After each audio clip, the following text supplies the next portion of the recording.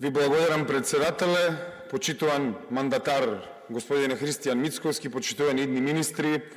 Пред некој час колегата Халил Снопче изрече една реченица која ме инспирираше за воведот на овој говор, а тоа е дека демократијата не е режим, туку практика.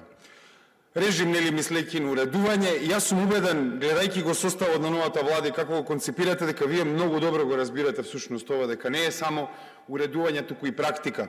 Сите демократии не се исти, да потенцираме сите плуралистички демократии не се исти, затоа што на Западот, таму каде што има многу долга традиција на плуралистичка демократија, може дури да и се даде и револуционарен карактер, затоа што таму плуралистичката демократија се има развивано револуционерно и политичката култура напоредно со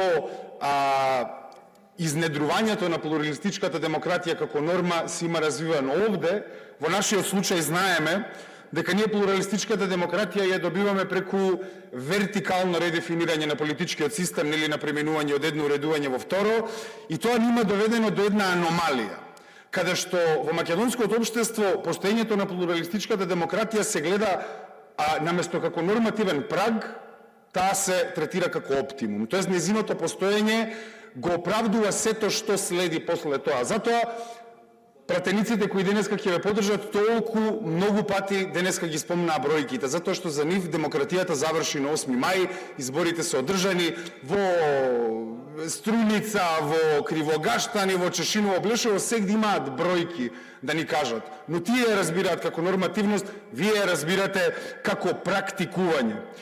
За разлика од економската трансформација која од 90-тите ни даде резултати, нели, од 90-тите веќе до денес имаме економска трансформација која е неуспешна, но сепак постои.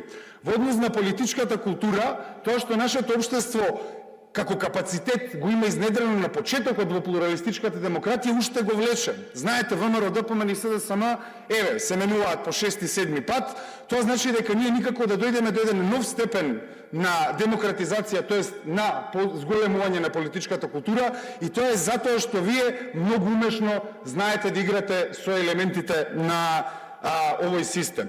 Што значи тоа? Ние сме дел од една нова генерација, не зборам само генерацијски, нели, во години, туку и политички, ние сме од една нова политичка генерација и се гледаме како стремеж на македонското општество за само демократизација. И тука веројатно е нашата разлика, затоа што ние тоа што го поимаме како заболено ткиво, тоа што го распарчува нашето општество, вие го гледате како рај. И тој рај всушност се состои во вашата влада. Вие знаете дека најдобро ќе владеете ако ги инкорпорирате сите елементи на сите претходни режими во вашето владење. И така демократијата не само како норма, не само како режим, туку да ја продолжите во поглед на практикување на овој тип на демократија, типичен за нашата авторитарна нарав, која ја негуваме. Зато имате министер, веднаш најскоро имаме министер од владата на Заев, тоа е Таравари, кој во еден момент беше најлошиот министер за вас, но сега не е. И колешката Дафина тоа го кажа, што е разликата. Сега Мицковски е премиер. Тоа значи дека кога ВМРО-вец е премиер, тогаш корупцијата и криминалот дали се случуваат не се битни. Зато имате министер од владата на Заев, имате министри од режимот на Груевски, имате луѓе од времето на Бранко Црвенковски. Искрено, дури и на тие на луѓе на Бранко Црвенковски, не знам дали би им се верувало во 2014 некој да им каже дека ќе бидат министри во вашата влада.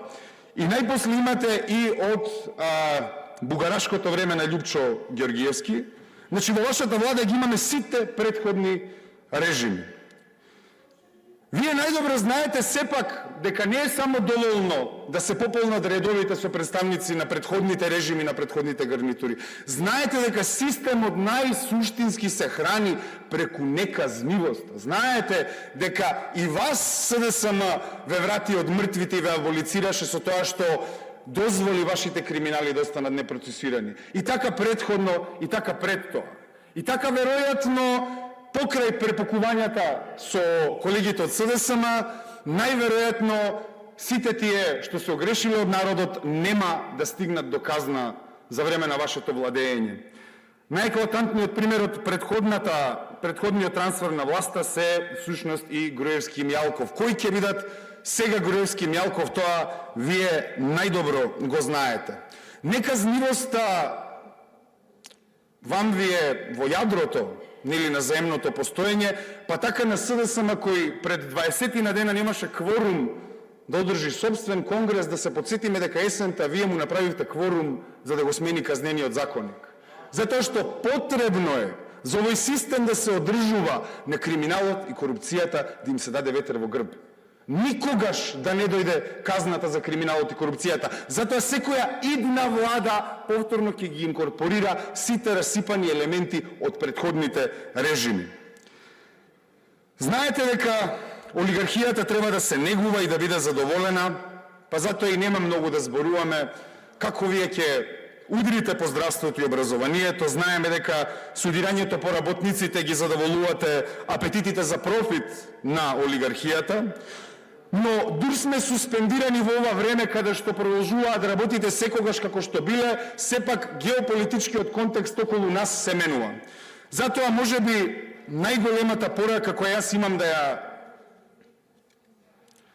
предложам тука е до идното Министерство за надворешни работи. Покрај нашите чувства, независно како се чувствуваме, очигледно дека македонската држава е во опасност. Таа е во опасност од редефиниција, таа е во опасност од надворешни притисоци. Тоа што внатре може да се амортизира, верувам дека сте го разговарале и дека нема да влегувате во интервенции на политичкиот систем кои ќе доведуваат до дополнителна бинационализација на државата, туку дека ќе идете во насока на враќање на унитарноста. Но таму каде што нас ни се поставува прашањето е дека ние заедно бевме на протестите за францускиот предлог. Заедно рековме не, иако вашето не е малку пофлексибилно, тоа беше нели дали е под бугарски диктат, дали не е, дали со одложено дејство, дали со гаранции кои Патени Пендаровски ги најави дека ќе ги добие гаранциите од ЕУ, па потоа ретерираше. Се надевам дека така нема да биде и во вашиот случај. Сега имате прилика, иако се наоѓаме на различни страни на ова собраниска сала, сепак имате шанса за тоа што заедно протестиравме да го истерате до крај. А тоа е да ја промените преговарачката рамка, да го одбиеме францускиот предлог, да не ги ставиме бугарите во устав. Ние навистина веруваме дека тие позиции се вредни да се застане до крај за нив. Па дури и да се одземе мандат за нив, како што вие нели рековте. Затоа ве молам, променете преговарачката рамка, одбите го францускиот предлог, користете ги истите аргументи кои ги користевте овде кога се гласаше, а потоа и да го промениме името. Верувам дека 8 пратеници кои ви прибегаа, вие рековте беа уценети, па дали беа влечени, па дали беа ваши, нели беа ваши, сега имаме шанса да направиме дистинкција. Ова ВМРО ДПМН е едно ново ВМРО ДПМН, како што велите, и ова ВМРО ДПМН нема да подклекне под притисоците и уцените и ќе го врати името. Најпосле, сакам да ви порачам дека не би требале да влегувате во процес на амортизирање на незадоволството, затоа што незадоволството од политиките на СДС беше од тоа што тие беа подредени под ДУИ. Вие во еден момент ги факторизиравте со тоа што ви го гласаа системскиот закон. Се надам дека тоа повторно нема да се случи и да влезете повторно во авантури со ДУИ. И СДСМ беше казнет затоа што имаше национални капитулации.